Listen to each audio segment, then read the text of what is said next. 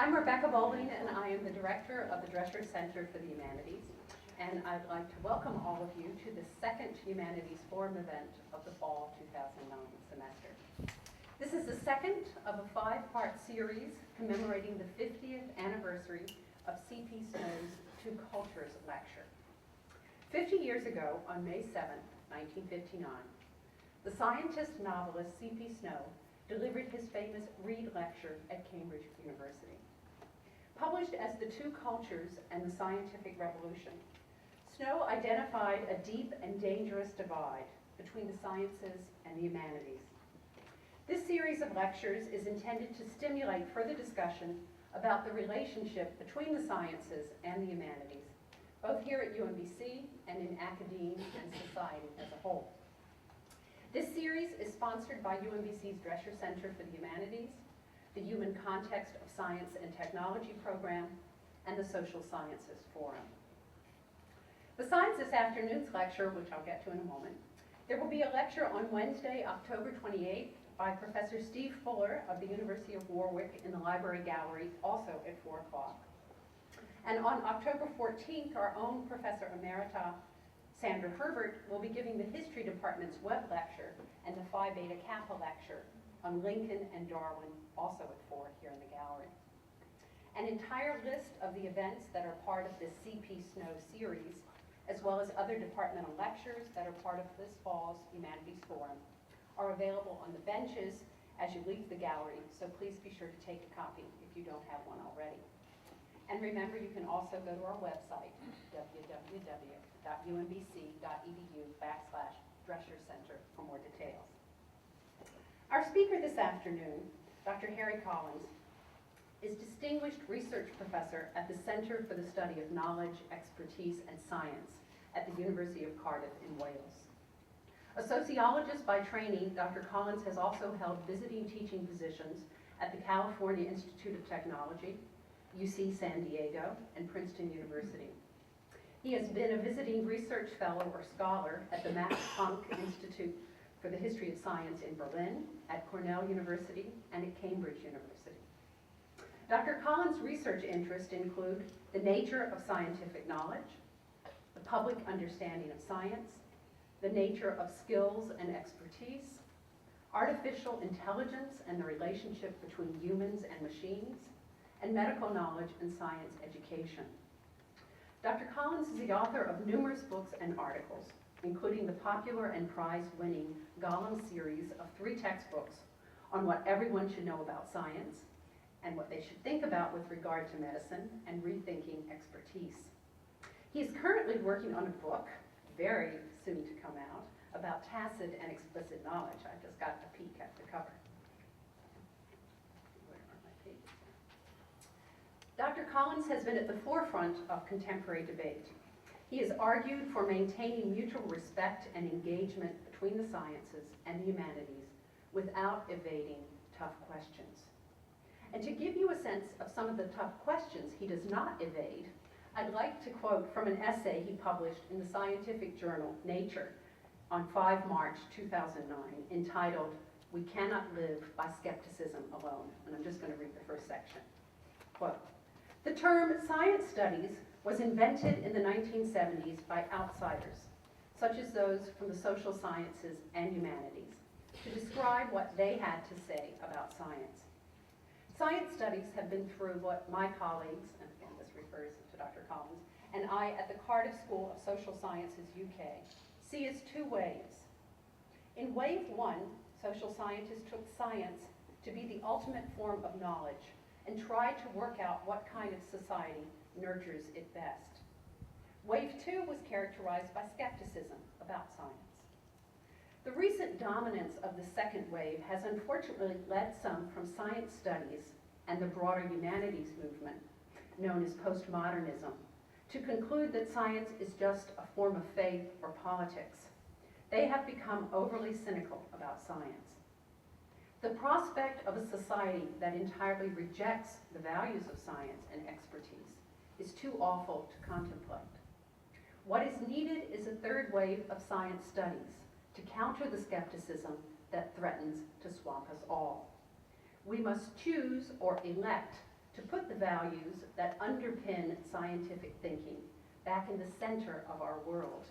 We must replace postmodernism with elective modernism. To support this, social scientists must work out what is right about science, not just what is wrong. We cannot live by skepticism alone. Natural scientists, too, have a part to play. They must reflect on and recognize the limits of their practice and their understanding. Together, we must choose to live in a society that recognizes the value of experience and expertise. This third wave will be resisted. Postmodernists have become comfortable in their cocoon of cynicism, and some natural scientists have become too fond of describing their work as godlike. Others are ready to offer simple-minded criticisms of deeply held beliefs. But the third wave is needed to put science back in its proper place. So with that as background, join me in welcoming Dr. Harry Collins.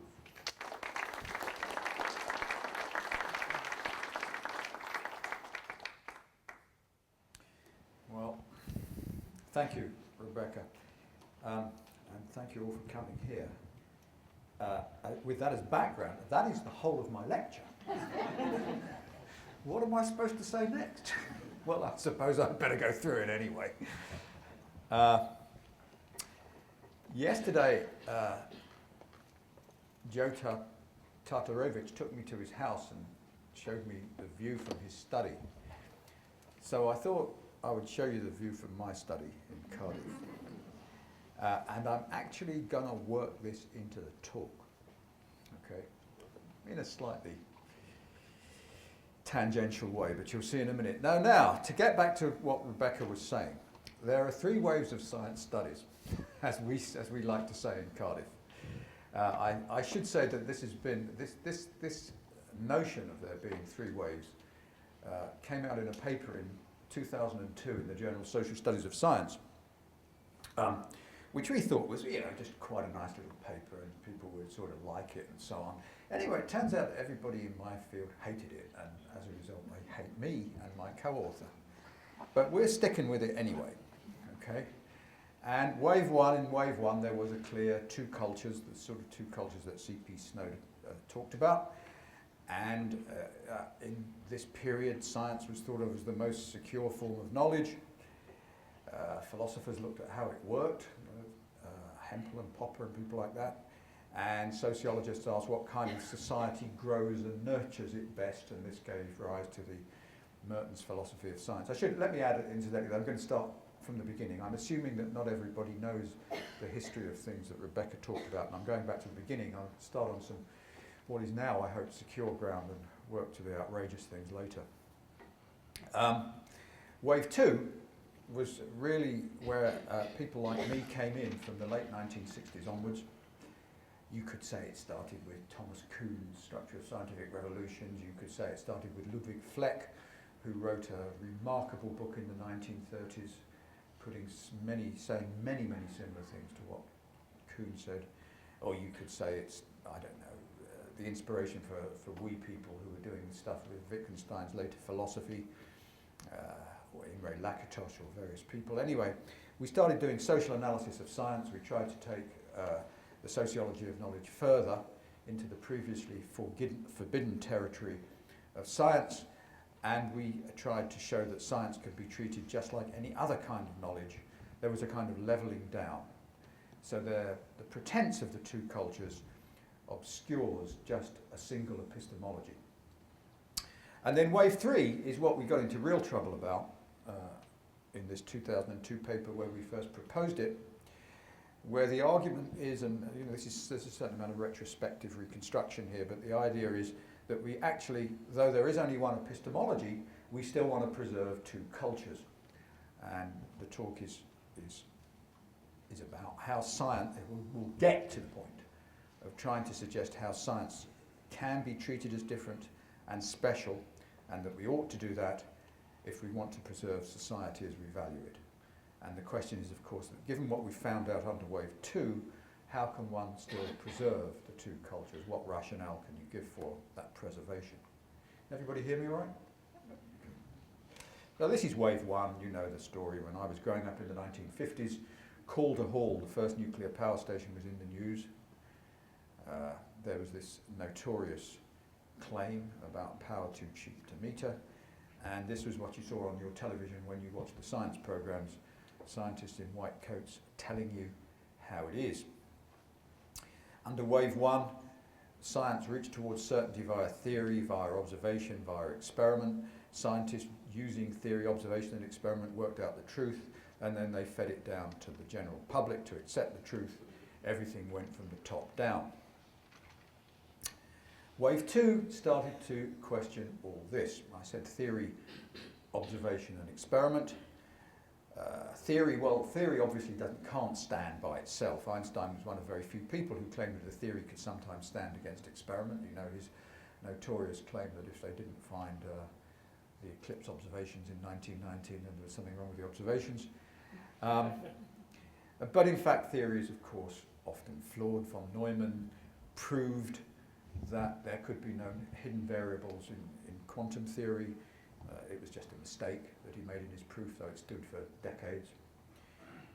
We have this wonderful recent story about the Bogdanovs who published papers on string theory. Does anybody, is that familiar? Okay, because you ought to know about it. It's essentially the answer to Alan Sokal's hoax in science studies, which was very good actually. I really enjoyed that hoax. Though I think the things that Sokal wrote subsequently weren't so good. But the Bogdanovs, after the Sokal hoax, it was about 4 or 5 years ago, I guess, wrote a series of 6 or more papers in journals on string theory, which somebody suddenly realised was a hoax. So there were hoax papers in string theory, except that the Bogdanovs said they weren't a hoax, and the hoax accusation suddenly had to be withdrawn. And now nobody knows whether it's a hoax or not, which is kind of worse than actually being hoaxed. Okay. So, and then of course, as you know, Lee Smolin has been complaining about string theory as being a kind of scientific cult. So string theory's got its problems. Donald Mackenzie's written a wonderful book about whether proofs, mathematical proofs using computers are really proofs or not. There's a superb, fascinating argument between the people who believe they are and the people who believe they can't be. You have to grasp them all. And then Dan Kennefick, who worked as a postdoc with me as a gravitational wave theoretical physicist, wrote a paper called The Star Crushers, which was about a theoretical debate about whether inspiraling binary neutron stars would suddenly turn into black holes just before they collided and thus destroy the theories in which the gravitational wave detection of inspiraling systems was based.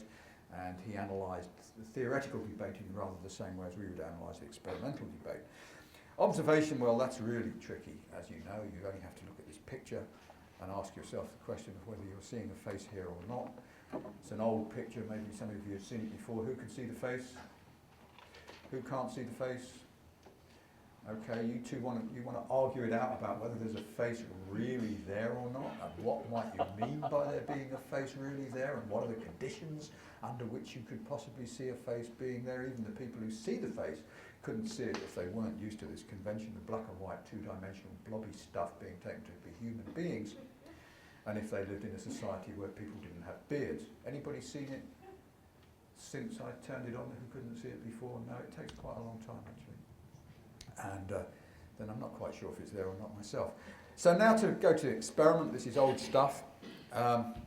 Michelson-Morley experiment showed that the speed of light was constant and proved that the speed of light was constant in 1887, as you know.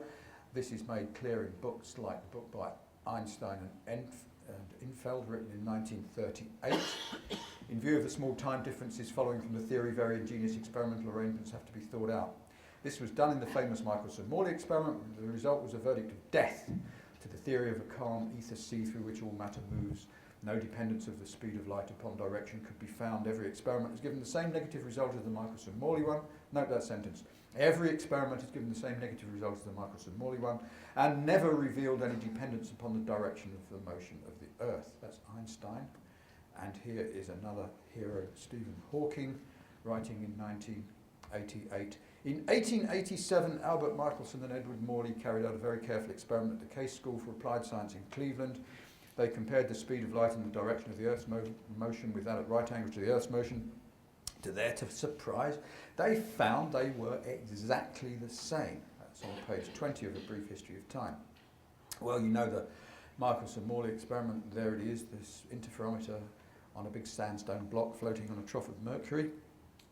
It's looking for the ether drift, which was caused by the Earth's movement around in its orbit around the Sun. It had to take into account the fact that the Earth itself was rotating, which might affect the relative speed of the Earth, surface of the Earth through the ether. So you had to do the experiment at different times of the day. But there was also another effect, namely the possible translation of the whole Earth whole solar system through the ether, which might just have been going that way at 30 kilometres an hour and cancelled out the whole effect.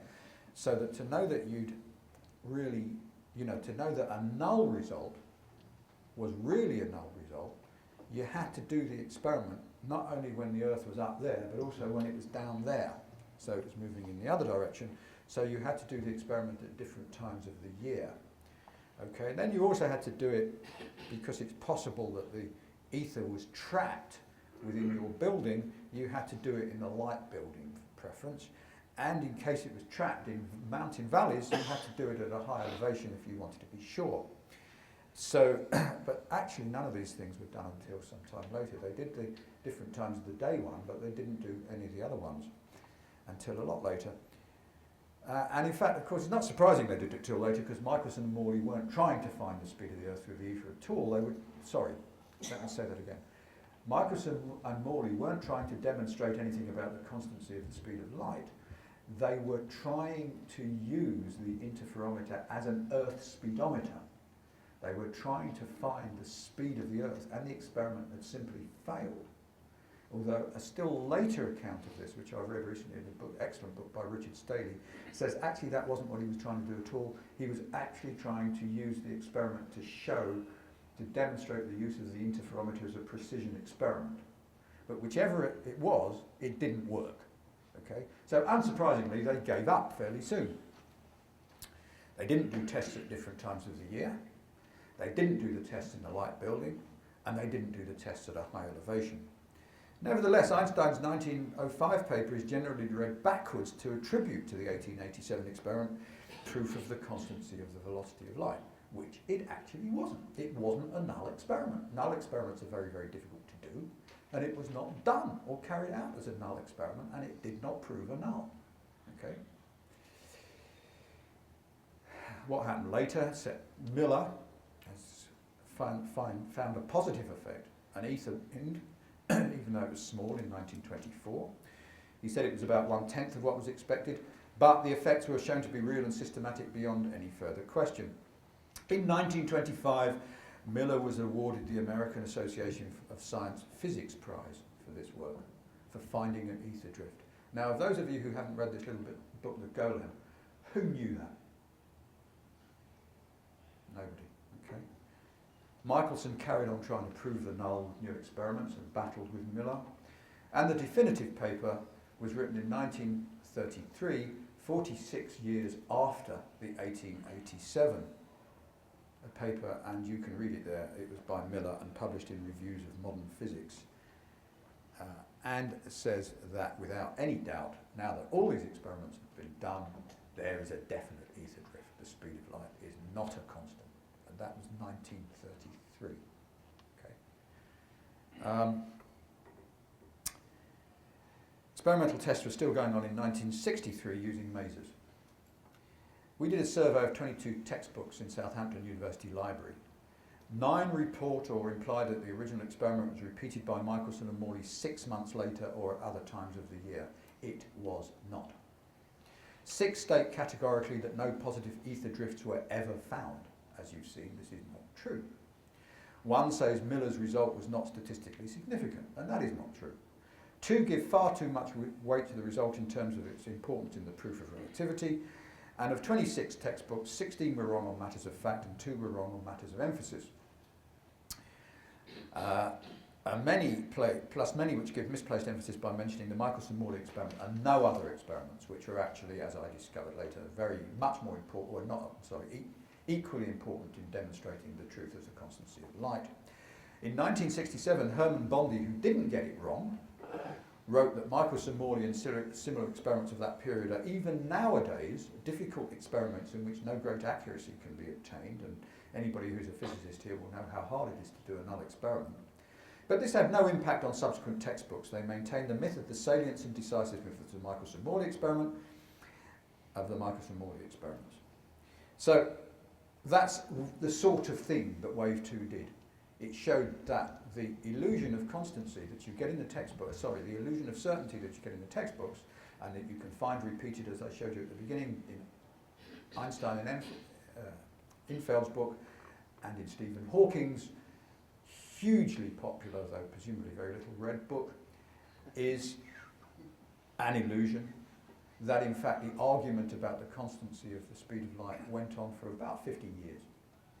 And it wasn't just shown in 1887. Now here's my hero, Joe Weber. This is another case, the one that I investigated for myself, the detection of gravitational waves. Joe Weber, as you probably know, claimed in the late 60s to have discovered gravitational waves with that apparatus. In a 1969 article, this is good evidence that gravitational waves have been discovered. But there's a problem. How do you know that Joe Weber did the experiment right? How do you normally know whether an experiment has been done right? Well, you usually look at the outcome, look at the results. Think about when you did experiments at school or as an undergraduate, you checked your results to find out if you got the experiment right. But in this case, you don't know what the output of a working gravitational wave detector should be. Should it be seeing gravity waves? Or should it not see them? Depends whether they're there or not, but that's what you built the experiment to find out. Okay? So no one quite knows what's a working gravitational wave experiment, which are working gravitational wave experiments, and the argument can go on forever, as they can, as illustrated by this point. Here are different scientists describing the same experiment. Experiment 1. The W thing, though it's very complicated, has certain attributes, so that if they're seeing something, it's a little more believable.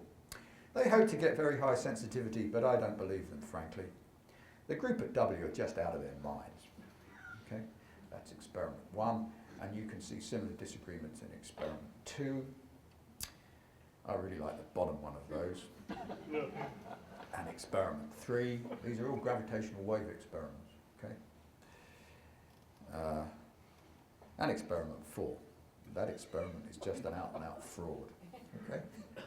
So this was the kind of disagreement I found, and I kind of got interested in how people settle these disagreements, and the answer is they settle them. They have great difficulty in settling them for the reasons that I just explained.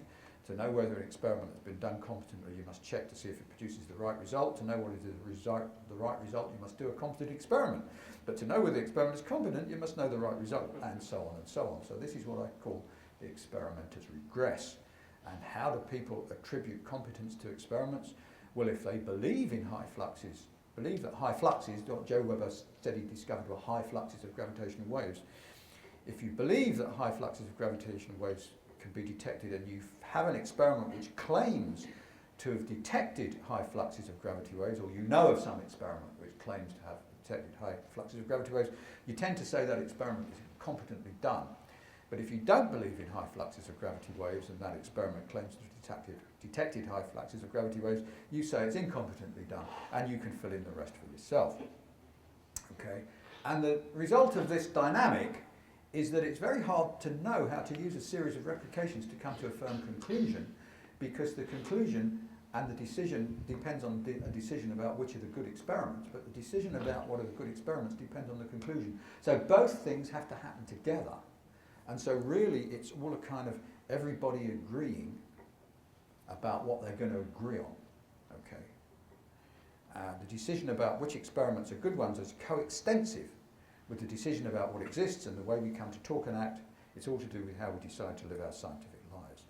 Now, here's the picture of Cardiff Bay, which I said I was going to promise to fit into the talk. I really wanted to show it just to make Joe Tartarovich jealous, but I've got to fit it in. And I'm continuing this study of gravitational waves. There's my book on it. It's 876 pages long. And I've just written another one, which I hope will be out because I've just got 2 good readers' reports on it. But what they're doing nowadays is they've built far more sensitive apparatus. They've built interferometers now, like the Michelson-Morley interferometer.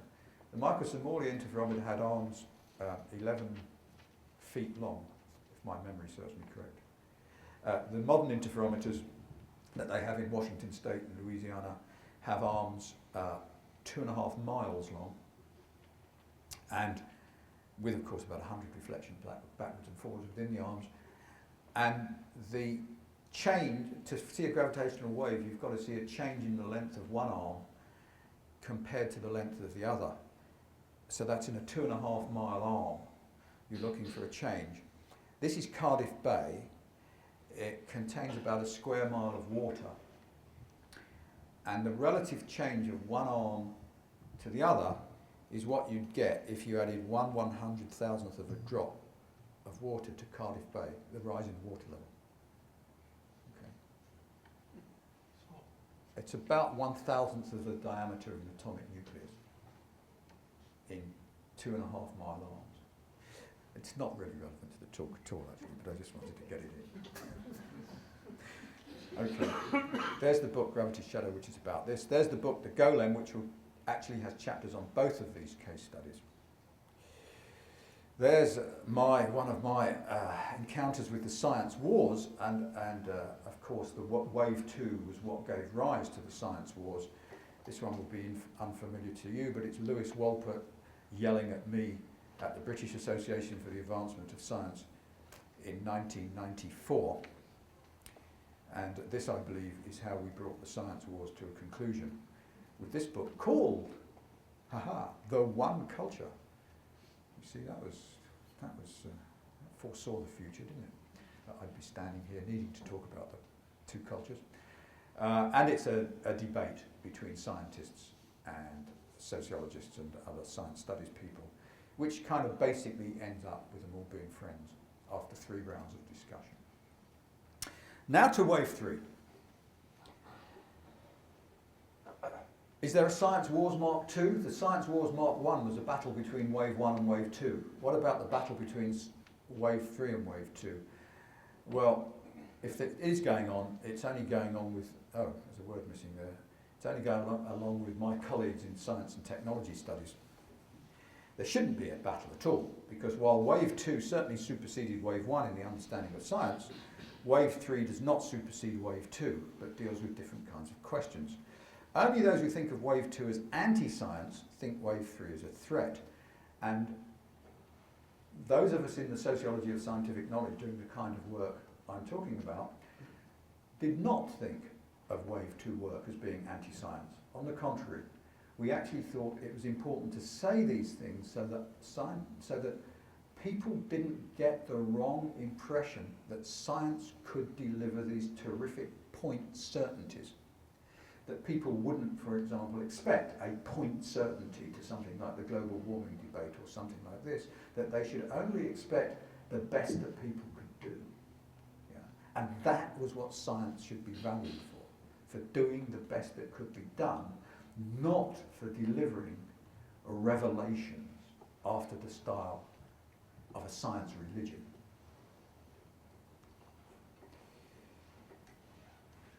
So SSK itself, Sociology of Scientific Knowledge, was never anti-science, but I'm not sure. People in the more general movement of postmodernism, or some of its environmentalist spin-offs nowadays, may well be anti-science. I'm not sure, but myself and my group have never been anti-science, and we certainly aren't now. In fact, we're too pro-science now, which is why we're getting into all the trouble we're getting into. There are 3 components of what we call wave 3. The move from analysing truth to analysing expertise, the reassessment of demarcation criteria between science and non-science, and the development of new demarcation criteria, and 3, which was the burden of the little essay in Nature that Rebecca read part of, the claim that scientific values could and should perhaps be chosen to underpin societal values. So let's talk about the move from truth to expertise. I said wave 3 asks a different kind of question. Wave 3 asks a policy question. It asks the question, If some deep scientific controversies take 50 years to settle, as the Michelson-Morley controversy did, how can you make policy with scientific knowledge? The speed of politics is greater than the speed of scientific consensus formation. So how do you use science in those periods before there is complete scientific consensus? This sort of case, a number of incidents got me to ask this kind of question. One of them was this. I was riding back on a bus from a History of Science conference in Boulder, Colorado, and I found myself to the airport. I found myself sitting next to some anthropologists who worked in the South African townships. And they said to me, so this stuff, you relativists, you're doing, that's really, really interesting, but how can we use it to settle questions to do with the fact that in the South African townships, men believe that if they have sex with a virgin, that will cure them of AIDS? And I just had to say, I don't know. I don't know how it can help you, but, let's start thinking about it. And that's the sort of, a few incidents like that gave rise to this thing that I'm calling Wave 3, the realisation that the speed of politics is greater than the speed of scientific consensus formation. So you really had to turn away from asking about truth, because truth isn't there in the short term. Truth, if it's there at all, is only there in the long term. Okay, so what can you do in the short term? Well, you start talking about people's experience and their expertise, and you make the best judgments you can by just saying, well, let's have the people with them, people who know what they're talking about, give their views a bit more weight than people who don't know what they're talking about, even though they may be wrong. That just feels the right way to do it. If I want to find out whether there's global warming or not, let's get panels together of people who know what they're talking about rather than just ask my mum. That just feels better. Okay. We have to solve the problem. Now, this is more technical. One of the other things we were worried about is what I was worried about is what my colleagues in science and technology studies were doing. So this is the sort of thing you could find. This is 1999. This is in a report to the British Economic and Social Research Council by a group of science studies people. Many of the public, far from requiring a better understanding of science, are well informed about scientific advance and new technologies and highly sophisticated in their thinking on the issues. Many ordinary people demonstrate a thorough grasp of issues such as uncertainty. If anything, the public are ahead of many scientists and policy advisors in their instinctive feeling for a need to act in a precautionary way. And I found this kind of statement completely terrifying, really. What were my colleagues doing, saying, go for the public's instincts on things? I mean, just cast your mind back a few decades in history and think about what the public's instincts were causing them to do, and think about what the public's instincts have caused the public to do over centuries. I mean, do you really want to have your scientific and technological decisions made according to the public's instincts? And we were trying to say, yeah, you've got to solve the problem of the legitimacy of technical change by giving more input to the public. But you mustn't replace the problem of the legitimacy by what we call the problem of extension, which is the problem of where the rights to make technical decisions end. My mum is just not so good at thinking about the nature of scientific knowledge, shall we say, as I am. Otherwise you could have my mum here instead of me. Yeah, I mean, why am I here? If in fact it's all democracy. You could have saved yourself an airfare. Just got somebody in off the street. Okay. So it doesn't make any sense for an academic to say it's all democracy. Your existence just doesn't work if you say it's all a matter of democracy and having public opinion on it. You've got to work out where decisions, where expertise on technological matters lie. And what we did was invent something which we call the periodic table of expertises. And you'll find this in the book. We called it the periodic table to irritate people as much as possible. And you'll find this periodic table in our book, which Rebecca mentioned, called Rethinking Expertise. I'll show you a picture of it in a minute. And the periodic table looks like this. The top row is ubiquitous expertise. That's the expertise you need to live in any kind of society. Natural language speaking, knowing when to bump into people on the pavement and when not to, things like that. Then, don't bother about disposition. Specialist expertise is the important line. You know, beer mat knowledge, the left-hand category, is what people can get from the back of your coasters in a pub. I found one once that told me how a hologram worked. Popular understanding is what you can get from, you know, popular science books. And primary source knowledge is what you can get if you get fired up enough to go back and try and read as an amateur, try and read the technical journals. Interactional expert, now the normal thing that we think of as expertise is that thing on the right-hand side, contributory expertise, which is the full-scale ability to do stuff, you know, to do stuff technically. You solder up your circuits in the gravitational wave detector, you work out the theoretical waveform of an inspiraling black hole binary neutron star system. That's contributory expertise. Interactional expertise, the one on to the immediate left of it, is what I claim I have in gravitational wave physics after spending decades hanging around with gravitational wave physicists and talking to them. I talk a pretty good gravitational wave physics. Okay. And that pretty good gravitational wave physics enables me to make judgments in gravitational wave physics, which are sometimes right. Yeah. That's what interactional expertise is. We'll come back to that in a minute. Then there are meta-expertises, which is how you judge the value of other experts. And then there are criteria, which we sometimes use when we can't do the rest of the stuff up above it. We look at people's credentials, we look at people's experience, and we look at people's track records. Now, we've done, this thing is a sort of program of research. Most of the research has been done on the notion of interactional expertise and how it compares with contributory expertise, and I'll show you some of it in a minute. We've also done research on primary source knowledge.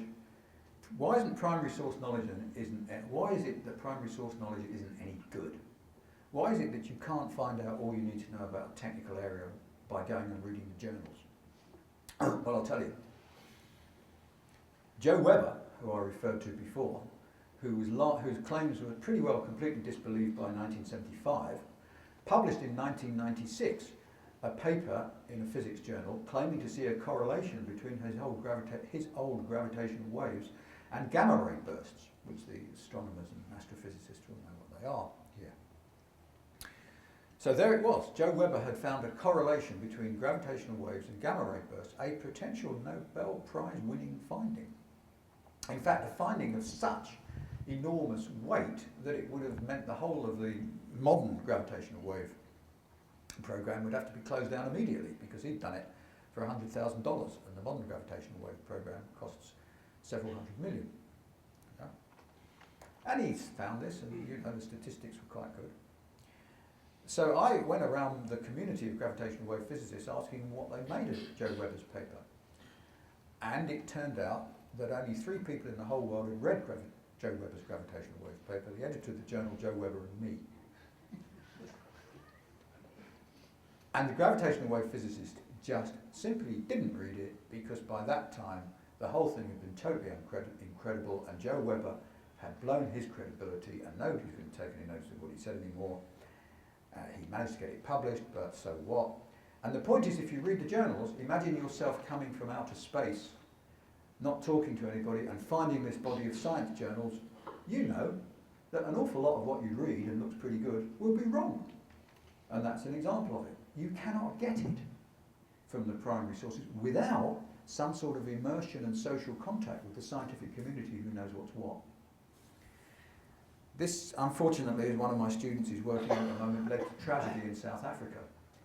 Thabo Mbeki got his knowledge about the power and danger of antiretroviral drugs from the internet, where the anti-AIDS people, the anti-HIV people were writing, and advised his ministers to go and look at the internet like him, so that they too could discover that antiretroviral drugs were poisonous and dangerous and didn't do any good. And as you know, they subsequently refused to distribute antiretroviral drugs to pregnant mothers, and it's probable that some tens of thousands of babies acquired HIV as a result who didn't need to. So that's primary source knowledge. Referred expertise is another one we've had a look at. Here my collaborator on the joint paper is Gary Sanders, who used to be the project director of LIGO, the Laser Interferometer Gravitational Waves Observatory, and is now the director of the $10 billion 30-meter telescope. And I interviewed Gary after he'd been there for a year and said, look, Gary, you're trained as a high-energy physicist and you've done some work in interferometry on how do you know how to direct a 30-meter telescope project? And he agreed that it was a lot of interactional expertise and a few things that you could take from his previous experiences. But Gary Sanders is making technical decisions, which his group is accepting, even though he's not a telescopist himself. Interactional expertise, let me say a bit more about it. It's a practical accomplishment. It's not walking the walk, which is what contributory expertise, but it's much more than talking the talk, which is the derogatory way that people generally talk about something, refer to something when you can only talk about it, not do it. It's walking the talk, okay? And of course, it's what Gary Sanders has and other managers of big science projects. And it's what you have to have if you're going to have a division of labour. Take the easy case, big technological project. Not everybody can do everybody else's job, because otherwise there'd be no such thing called a specialist. Only the specialists can do their own jobs. But they all have to collaborate together, and therefore they have to understand each other's jobs well enough to be able to coordinate their work. And this is done through interactional expertise. In fact, it's the whole division of labour works like that, where the division of labour is more than purely bureaucratic, mechanical separation of jobs. So it's a vital concept. It's a new concept. Astonishingly, it's a new concept. Why hasn't it been around before? Because everybody's associated language with some purely symbolic symbol shopping. But it's not. Language is a practical thing which you can learn. And as you learn it, you learn the skills associated with the group whose language that is, or at least some of the skills of judgment. We did some tests to try and prove some of this. They're sort of neo-Turing tests, except that they involve people, not machines. We use computers to mediate between the people, but it's not a person that's being tested. So we have a person with interactional expertise pretending to have contributory expertise, a person with both interactional and contributory expertise, and a judge with contributory expertise asking open-ended questions, whatever questions they like of these two, trying to work out who is who. Here's an example of one of the experiments we did. We want people who we're sure have got interactional expertise. So we took the blind, who according to our theory should have interactional expertise in sighted discourse because they've spent all their lives among the sighted, and we asked the blind to pretend to be sighted. Okay? That's what we call the chance condition, because if our theory is right, the judge won't be able to tell who is who. They'll just get it right by chance. Then we asked the sighted to pretend to be the blind. Okay? And that's what we call the identify condition, because we believe the sighted will find it very difficult to pretend to be the blind, because they haven't spent their lives in the company of blind people, so they don't know what it's like to be blind. And here's the result of that experiment. The black shows the excess of correct guesses by the judge over wrong guesses over, in this case, 14 runs, in the case of the blind pretending to be sighted. On the right-hand side, the black is the number of excess of correct guesses over wrong guesses, where the sighted are pretending to be the blind. Okay? You can see the difference. Nearly all the blind people passed, nearly all the sighted people failed. And then you can work out this number, which you see there, 0.86 and 0.83, which is just the ratio of correct guesses over wrong guesses compared to the total number of guesses. And the identification ratios, as we call them then, are 0.86 and 0.13.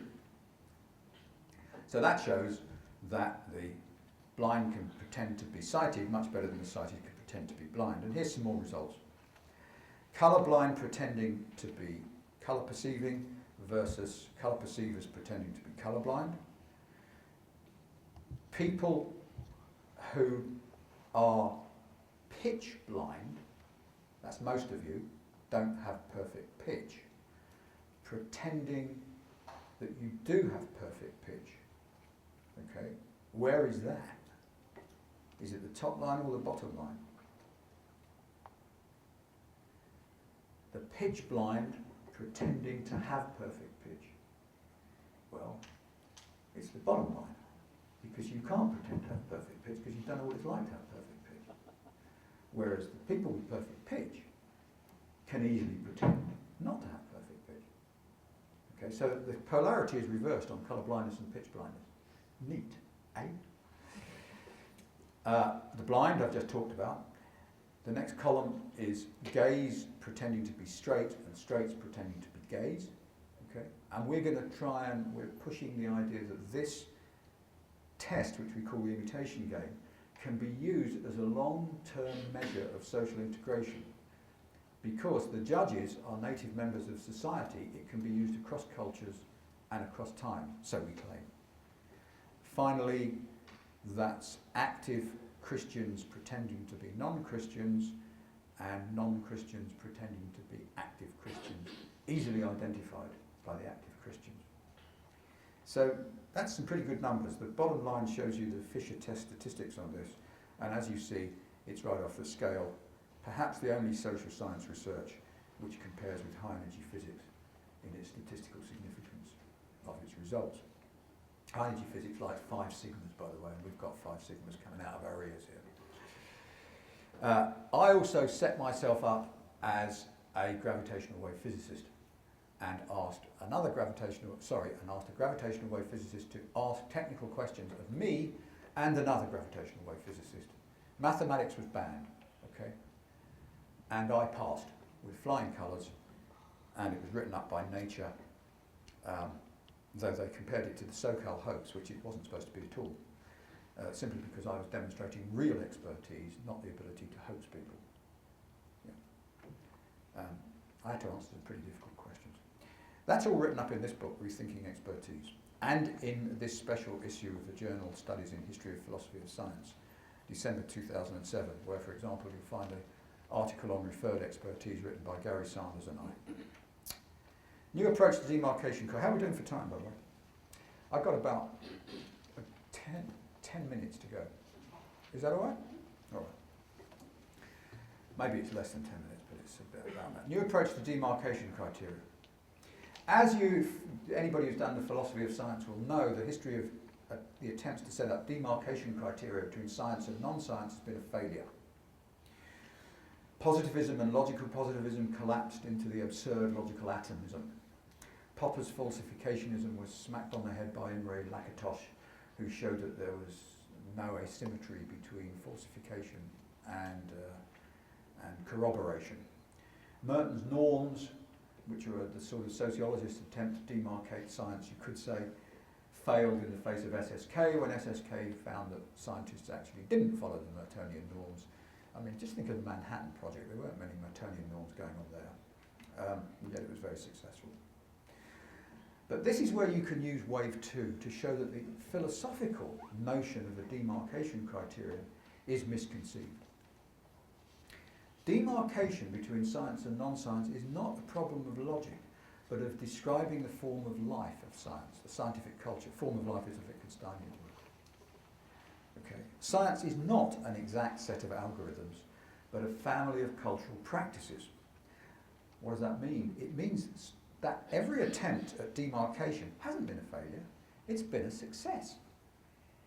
Now, for the philosophers among you, or the sociologists, or people who study science, this should come as a great relief, because I can guarantee the following, that you will have found yourself in arguments where somebody has claimed such and such and such and such, and you've said, no, I'm not going to take any notice of that, that's unfalsifiable. And then you've had a sort of pang of guilt. You think, wait a minute, how can I say it's unfalsifiable when I know Lakatos has proved that the Popperian falsifiability criteria doesn't work, it's not logically sound, and yet I'm still claiming that. Okay? Well, relax. It's okay. It doesn't matter if it isn't absolutely logically sound. It is still the case that it's better to have a theory in which you can specify the possibility of falsification than not. Because that's how we like to live our scientific lives. It's better that way. It doesn't have to be an absolutely logically tight criterion. Okay? And here's the new demarcation criterion that I promised you. This is a social demarcation criterion about the difference between science and art. Doesn't quite work. Let's say for art, adventurous art, the adventurous arts, for which, and the claim is that what we call the locus of legitimate interpretation, the place where society thinks it's proper to interpret the meaning of a work, is different for science and art. On the left-hand side of this diagram, you have the producer, the author, or somebody close to the producer, like the producer's peer group. And on the right-hand side, the far right-hand side, you have the public, or the public's representatives, art critics, music critics, and so on and so forth. And the locus of legitimate interpretation varies between the sciences and the arts, and furthermore, the scope for multiple interpretations varies. In the case of the arts, where the public is legitimately brought in, or art critics are brought in, it is perfectly proper to have alternative interpretations of a work of art. Indeed, that's what literary criticism is all about, finding different and novel interpretations of a work of art. Nobody says we've got to find the right interpretation of Shakespeare, then move on. People say, no, let's go back and reinterpret Shakespeare in this more interesting way. Okay. If you come up with a new interpretation, and this happened to me once, a poet came to my university and read some poems, and I went up and said afterwards and said to him, hey, I've got that poem, that means that's what you're getting at, isn't it? And he said, you may be right. And I was really struck by this, as somebody who'd had an early science education. You don't get that with scientists. You don't say, that's what you mean by that. And I say, you may be right. They say, no, you're wrong.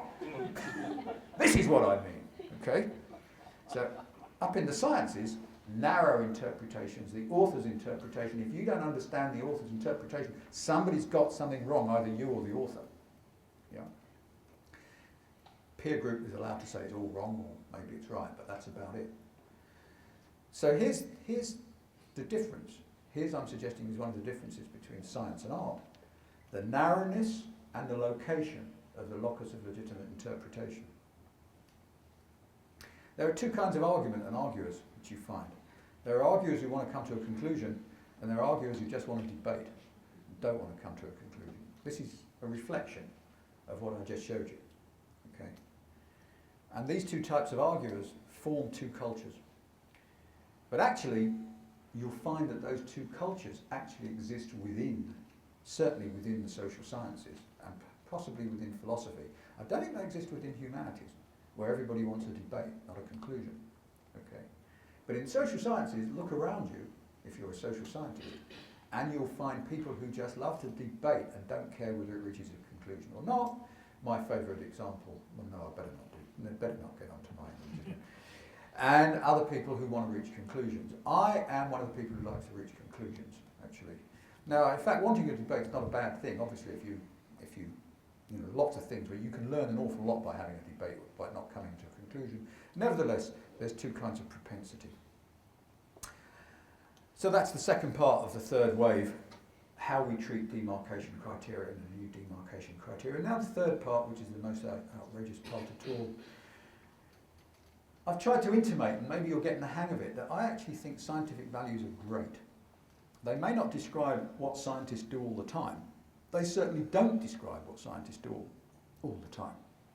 But the central values, you can, as it were, pull out a set of central values without which, if you don't have those, science ceases to exist. For instance, the value of just telling the truth about your results. If you don't tell the truth about your results, you're not doing science. Yeah. And there are a whole set of other values. The Mertonian norms certainly come back in here. And there are others too. We'll see it. And I call this, as Rebecca's already said, elective modernism, so that it's not quite so thrilling as it was. It's the first time I've allowed myself a really sharp bit of PowerPoint there. And I was hoping it would be kind of shocking, but Rebecca stole my thunder. Just do that again so you can take it. It's good, isn't it? Yeah. Okay. What would a society that held to elective modernism be like? Elective modernism is the choice to put scientific values in the centre of your life. Well, it wouldn't be any of the old utopias such as those described by Bernal and co, or the dystopias such as Aldous Huxley's, because this is about values, not findings or products. okay? Forget the findings or product, it's about the values. So what are the values? What is science? Obviously we've got to return to the demarcation problem, and these are some of the values in the family of sciences. We believe there's an external world that can be accessed. We believe that direct observation is better than indirect observation. You carefully describe the methods of indirect observation so anyone can try to repeat them. And I've written a book about how impossible it is to repeat scientific experiments and demonstrated that early on. Nevertheless, it must remain an aspiration. Those are the Newtonian norms come back in. Popper, of course, comes back in. All claims are provisional. Science is open-ended. And of course, you want falsifiability for your claims. Compare this with the absolutism of religion. You'll find that these values nicely rule out things like intelligent design and Habermas, free and open debate, etc., etc. And elective modernism is based on a choice about how we want to live. It's a choice. You can't prove that these values are good. You've just got to feel that they are, in the same way that you feel that the gratuitous torturing of children is not a good thing.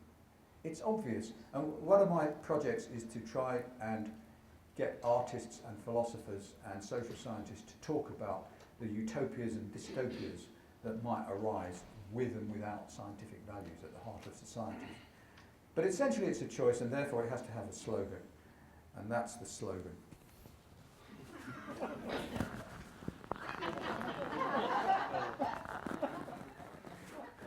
Thank you.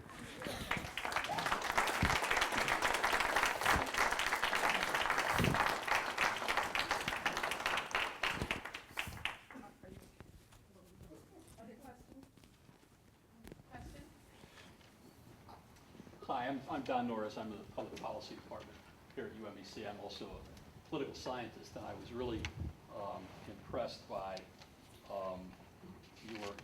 your notion that the speed of politics is greater than the speed of scientific consensus, which leads me to a question, and that is, how do we try to arrive at a politics that is more science-friendly? And I have in mind kind of the following. Under the prior administration, under George Bush, it was not science-friendly at all. It was very much the other way around. Under the current administration, it's science-friendly, but yet it continues to run into real-world political problems. There was an article written in the Journal of the JPAM, Association of Public Policy and Management, a number of years ago, by a guy named Gerald Miller, and the title of the article was something like gut-level politics, or gut-level decision-making. And he argued that no matter whether the scientific truth is there, that group politics being what it is, plays to the least common denominator of people who believe what they believe. In other words, it's not in the stars, but it's in our nature. How would you address overcoming this to achieve kind of what the values that of science in public discourse that you're talking about? I can only give you a very sort of pathetic answer and say, I'm an academic and I write books. And I know that doesn't actually change anything. I mean, Karl Marx's Das Kapital didn't affect very much, did it? See what I mean? I just do my best with what I write. And I don't know the actual mechanisms by the way it's going to be brought about, but as a sociologist I believe in culture. So what I'm trying to do as a contribution to this is just change people's heads around a bit. Get them to see what science is and stop. I think that people, I'm sorry to say that, I think people like Stephen Hawking do science an enormous disfavour when they present their, and Richard Dawkins, when they present science as a quasi-religious thing. You've got to stop doing that and start thinking of it as a craft, a valued exercise of skill. And what I'm trying to do is get people to think about it more as a valued exercise of skill and a valued craft than as a series of revelations. And then if you start to think about that, people might get a better handle on what they're looking for. And just maybe, probably not, but I don't know what else to do, because the only thing I know to do is sort of sit and think and write about it.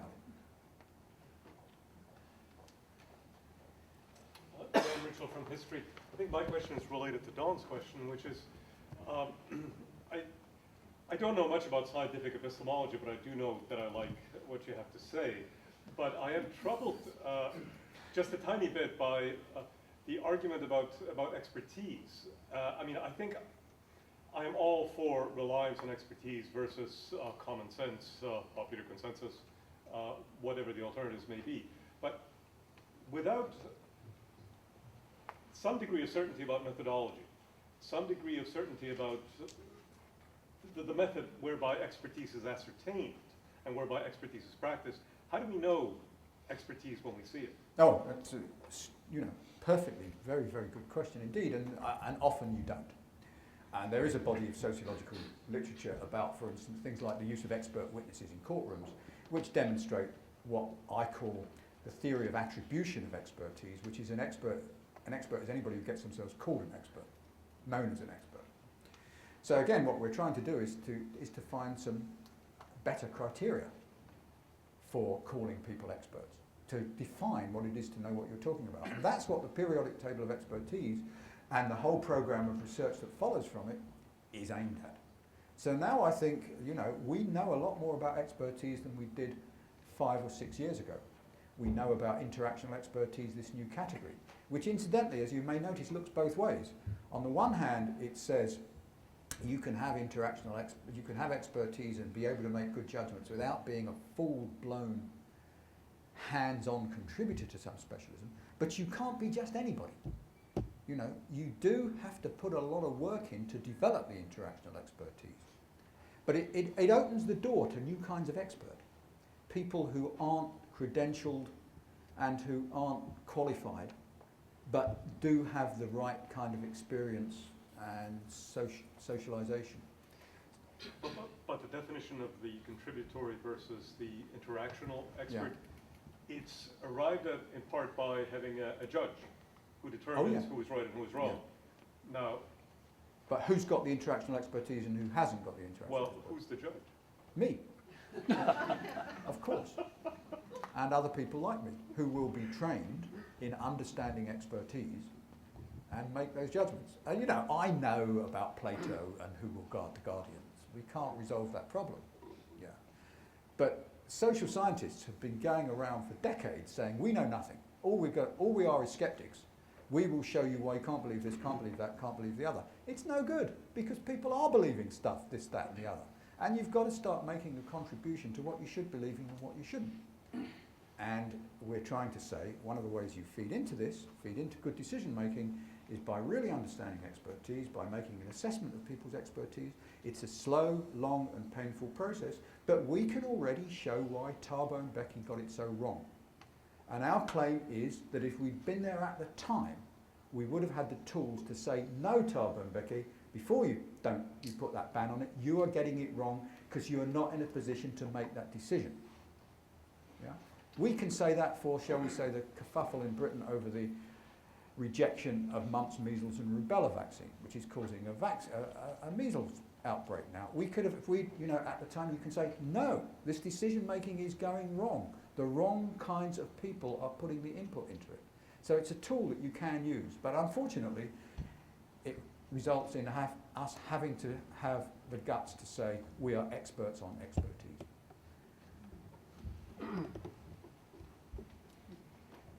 Maybe a facetious answer would be if you get it on YouTube and Twitter, you might really have something there.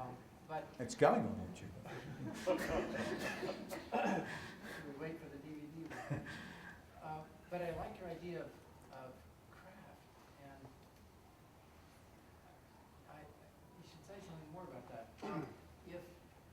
If we look at how someone sings a song, for example, you have the one who wrote the song, and they give it their interpretation. And then you have people who cover it on down. And we might like the one who covers it 20 years later or 50 years later. And I'm speaking now about the public. Mm. So how would you regard the scientist who makes a claim, and then 20 years, 50 years down the line, another craftsperson comes along and talks about it in a slightly different way, and people look at the history of that and they like one the other, where does the public gain in that kind of approach? As long as, I mean, the public aren't, the point is if it's science, the public aren't taking any part in that process. And that's the argument, that the locus of legitimate interpreted up on the left of that diagram, you know, let's go back to get there. The locus of legitimate interpretation is on the left in science. Now, if those people on the left in 20 years down the road decide that the science was all wrong and there's a scientific revolution or something, as Kuhn would say, well, that's fine, at least they're still up here.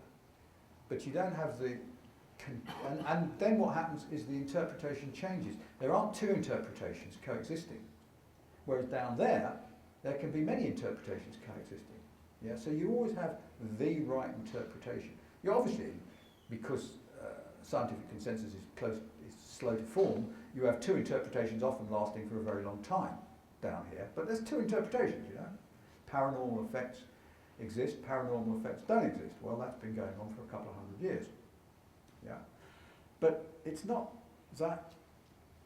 legitimate to have lots of interpretations, and it's not legitimate to have a set of outsiders like critics or the public creating those interpretations. If I could keep you on this slide, aren't the critics a lot more closer to that type of, what is it, interactional Expertise. I don't know. I mean, it's a question.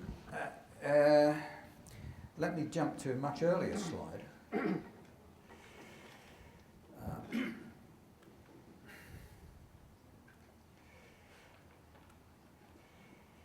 Come on, baby. There we are. Oops. Sorry. So, I would say the critics are here. They're connoisseurs, they're experts. I define an expert, a connoisseur as an expert in consumption. And another part of the program is to investigate connoisseurs. So I'm having an argument with the philosopher Hubert Dreyfus. You're a philosopher, so you know him well enough. I have a lot of arguments with Dreyfus, because Dreyfus is very, very keen on the notion of embodiment, and really Dreyfus is saying in his arguments, you know, he says things like, you can't be a sports coach or a sports commentator who's any good unless you played the sport at a high level, okay? In other words, he's saying you can't be an interactional expert unless you're a contributing expert. And we're arguing, yes, you can. And one of the plans I have is to do tests on sports commentators and sports coaches who have and haven't played the sport to a high level, and find out if it's true or not. And critics, it seems to me, art critics and music critics, are something like this. Are critics people who've been good artists? Do they have interactions? I don't know. I think it's a project for investigation.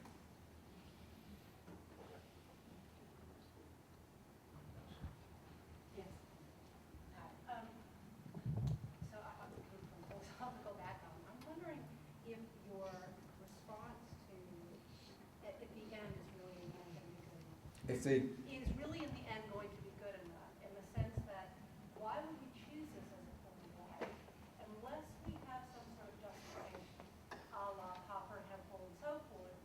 Maybe their particular justification is not going to work, but you know, if it is actually true that no theory is falsifiable, why would we choose falsifiability as in our form of life? I mean, if that criticism is really correct, and then maybe are we, in order to adopt this as a form of life, are we going back and doing what some philosophers are still doing, and trying to, even if in a different way, trying to answer the concerns that Hempel, Popper, had, perhaps in light of some of the problems we and others in sociology and science raised in the intervening years, maybe more sophisticated because of it, but maybe that's Well, it's a great philosopher's question, if I may say, and the answer is that it's turtles all the way down, if you know what I mean. There comes a point when you have to stop justifying. You cannot keep justifying. I mean, and this seems to me to be completely obvious in the case of ethics. As far as I know from the smattering of ethics, as a philosophical study of ethics that I did, The only logically consistent position is ethical relativism. But that sure as hell isn't the position you want to hold in real life. So I don't have any doubt whatsoever, or you could say I'm making this choice that the gratuitous torturing of children is wrong. And if somebody comes up to me in the street and says, but wait a minute, I'm not sure if the gratuitous torturing of children is wrong, if you can't give me a good justification for why the gratuitous torturing of children is wrong, I'm going to go out and gratuitously torture them. I'm not going to spend a lot of time looking for a justification. I'm going to take them straight to prison.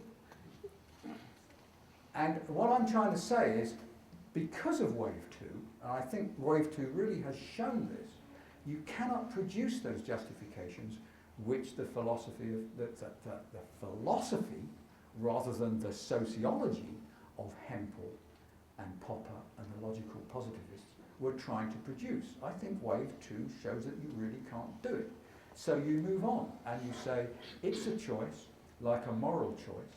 And all those guys were right if you read them as sociologists talking about the family resemblance of science and what the set of cultural practices are, rather than read them as people trying to make logically immaculate systems. Because the logically immaculate systems ain't going to do it.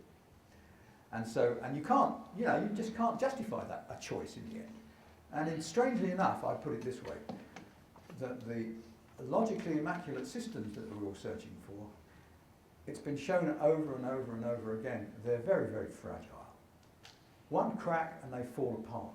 Whereas when you start thinking about it as a choice for living your life a certain way, a certain kind of culture, it's very robust. How do we convince the public that they have no legitimacy when it comes to interpreting scientific knowledge? So you mentioned the MMR vaccine problem. Yeah. Very famously here, we have Jenny McCarthy, a D-list star, who's made a very vocal and public campaign against, or about the connection of this particular vaccine with autism. She's remarkably effective. How do we convince people that she should not be listened to? Well, it's the same questions same answers I have to give to the first question. You know, I don't know what the answer is as a practical thing, but all I know how to do is just talk like this. And I'd like to thank Dr. Collins for talking to us